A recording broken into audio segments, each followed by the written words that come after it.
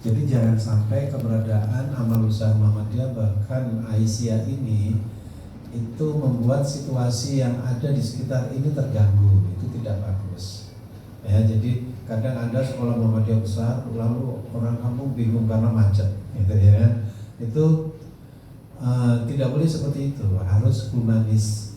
Jadi tadi sudah bagus memfasilitasi sana sini dan sebagainya, dan kalau berhubungan dengan bagaimana supaya masyarakat masih belum merekomendasi untuk mau menyekolahkan anaknya, itu tugas kita bersama.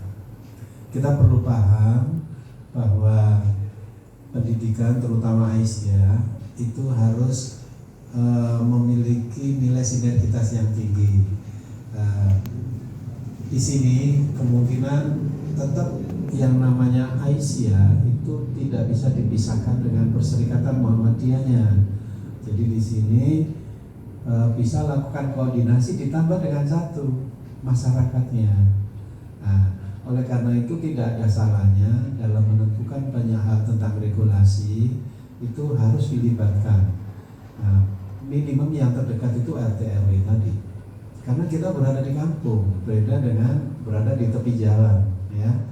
Mau tidak mau ketika kita tadi ke sini pasti ada bawa mobil, bawa apa gitu ya kan. Nah, oleh karena itu humanisme ini penting. Ya, humanisme penting. Yang paling menonjol saat kita menyelenggarakan aktivitas apapun, itu mereka harus ikut merasakan. Contoh dua hal yang paling pasti itu ada zakat fitrah dan hari raya korban, ya kan? Mau tidak mau ini bagian dari keutamaan misi dakwah kita. Kalau nggak ada Pak, yang korban nggak ada, minta Bu Hendy, minta Aisyah, minta yang mana untuk disupport di sini untuk dibagikan di masyarakat setempat, baik korban maupun zakat fitrahnya, karena itu bagian dari media dakwah kita. Ya kan sekarang ada lazismu, ada apa dan sebagainya. Itu untuk humanis tadi. Terus bagaimana untuk menarik, bagaimana supaya masyarakat di sekitar sini mau menyekolahkan di sini, mau tidak mau kita harus menempatkan posisi orang-orang tertentu untuk masuk ke dalam para masyarakat di sini ketika pertemuan RT, ibu-ibu PKK tadi. Nah, itu sempat dilakukanlah interview gitu. Apa sih kepinginannya ibu-ibu anak-anaknya ini sekolah-sekolah di sini? Jangan-jangan nanti itu nanggono kano ngaji nih. Oh ngaji nih kok versi Muhammadiyah, anakku NU, ya kan? Anakku kan gini. Nah, itu ditampung semua. Sekolah Muhammadiyah itu jangan lagi NU, wong nang Nasrani aja boleh sekolah di sekolah Muhammadiyah, ya kan? Jadi hal-hal seperti ini Ibu perlu mencari tahu gitu. Nah, cara masuknya ini kan ya kelompok mak-mak, ya kan gitu. Ya nanti paling murid itu tahu ternyata yang diharapkan itu seperti ini. Ya, jangan-jangan ada yang menginginkan di situ itu apa ya, ngajinya kurang gitu, spiritualnya kurang, atau bahkan sebaliknya.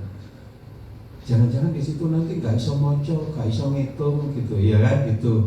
Lah itu ditampung, ya. Setelah itu baru dikumpulkan kira-kira yang paling banyak peminatnya itu apa yang diharapkan. Baru kita mulai mempersiapkan diri. Kan yang jelas keinginan masyarakat itu pasti membuat kita sibuk, membuat kita repot. Ya, maka dari itu bahasa saya, sulit itu indah gitu ya, repot itu indah. Jadi ketika sudah mulai banyak tuntutan itu, utamanya adalah SDM. Saya yakin ibu tadi ketika ada umpamanya lah dituntut anaknya agar bisa bahasa Arab dan bahasa Inggris. Ternyata SDM di sini guru-gurunya nggak ada yang bisa bahasa Arab bahasa Inggris, padahal masyarakat menginginkan ada kompetensi bahasa Arab dan bahasa Inggris. Insya Allah saya didampingi Bu Eni ini datang ke sini memang mau nanyain itu gitu. Kalau butuh SDM, Bapak Ibu tinggal sampaikan aja biar ditransfer.